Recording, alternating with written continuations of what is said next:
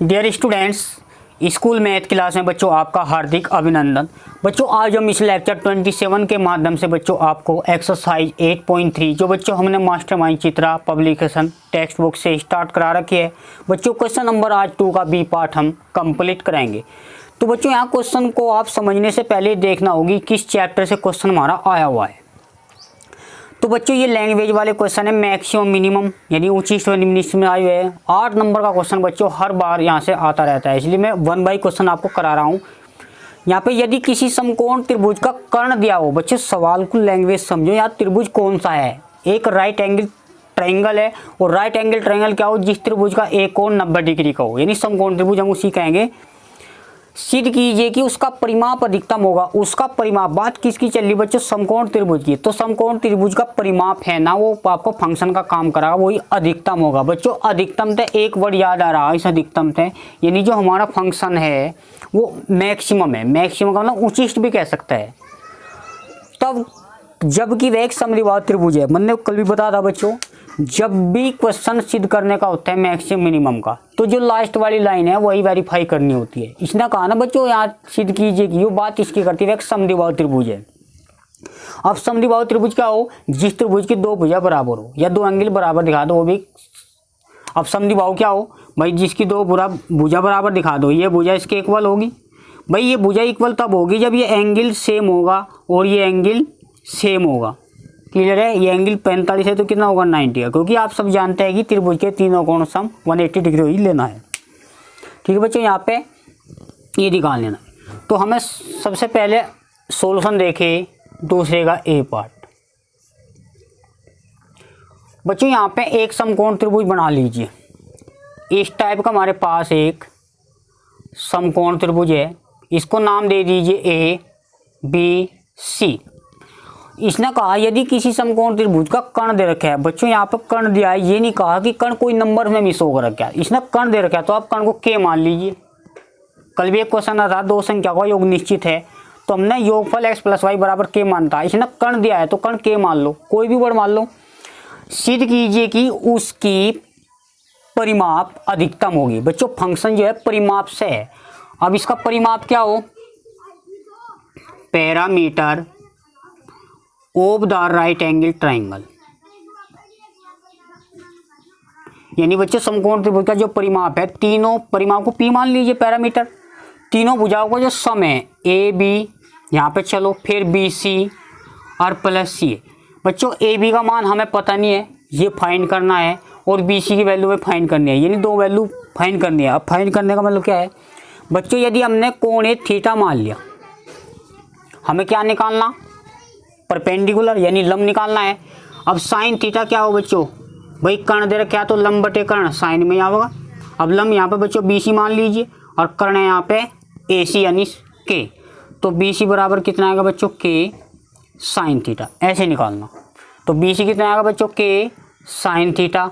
और जो निकालना आधार, तो आधार कर्ण की बात है, तो आधार कर्ण क्या हो बच्चों, कोस थीटा, जो आपने 11th 10th पढ़ा था, आधार बटे कर्ण यानी बेस अपॉन हाइपोटेनस। आधार बच्चों किससे रिलेट करेंगे, ए बी, कर्ण आपका ए सी है यानी के है, तो के इधर पूछा दिए, तो ए बी की जो वैल्यू होगी बच्चों के कोस थीटा।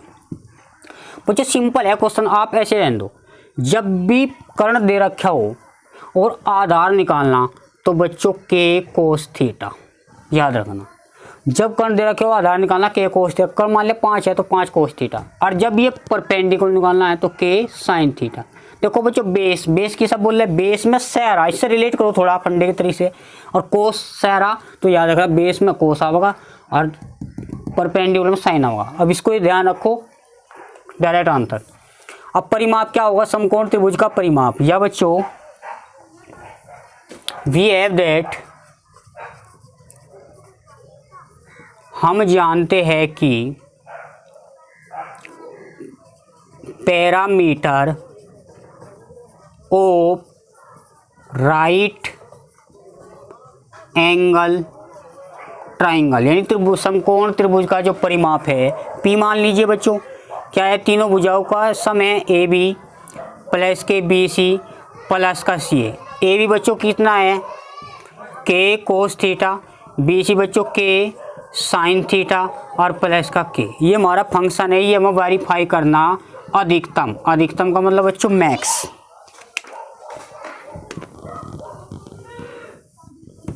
इसके बाद बच्चों उसका परिमाप अधिकतम दिखाना, बाद में हम इस लाइन को देखेंगे।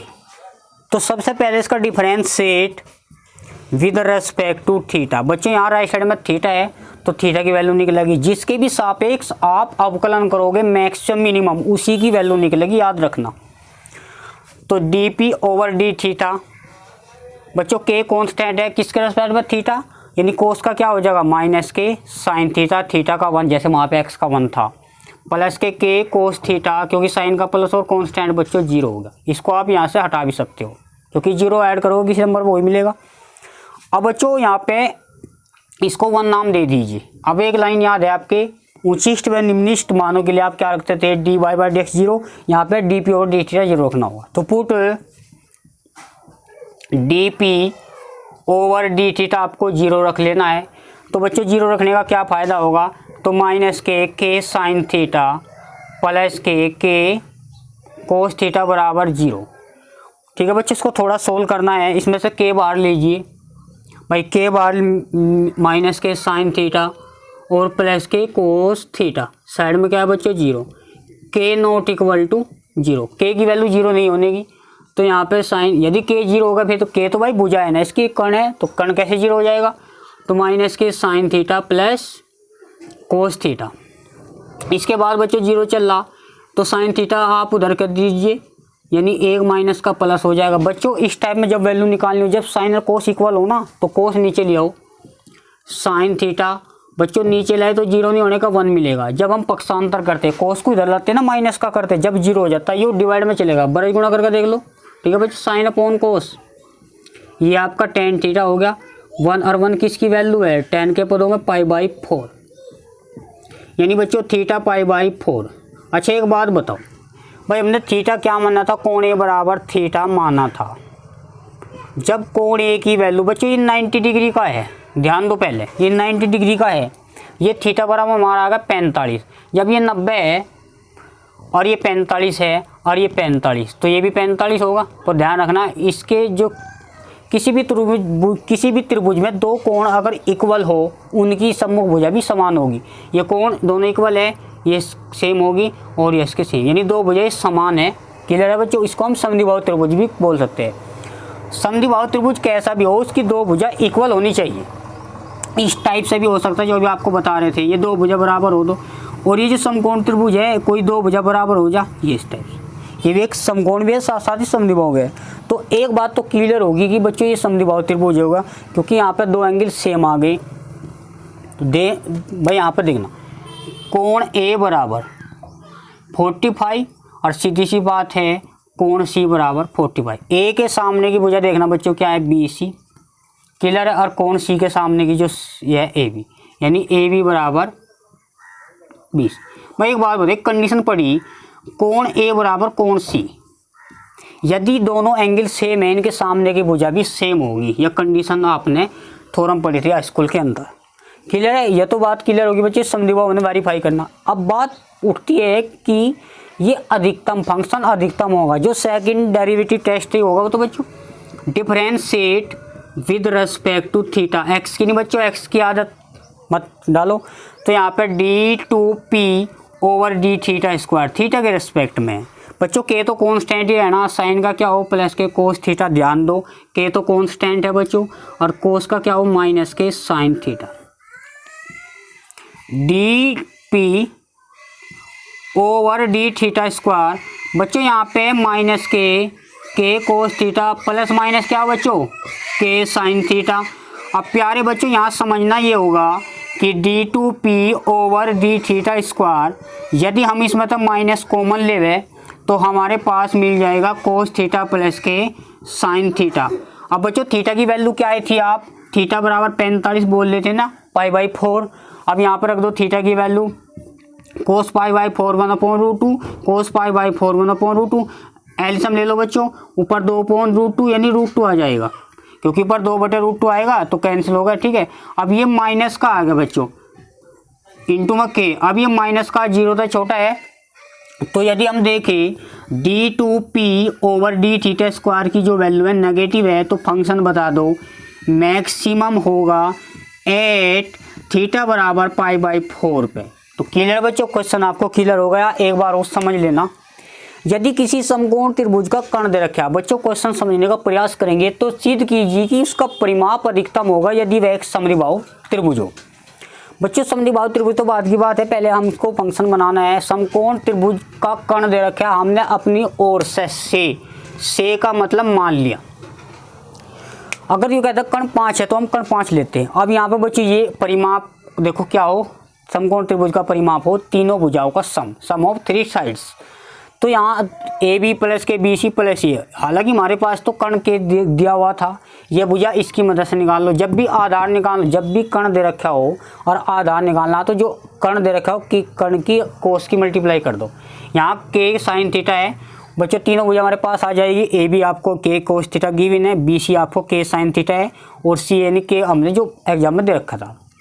अब थीटा रेस्पेक्ट कर दो, डेरिवेटिव यहाँ थीटा की वैल्यू एंगल से है तो वहाँ पे एंगल ही होगा बच्चों।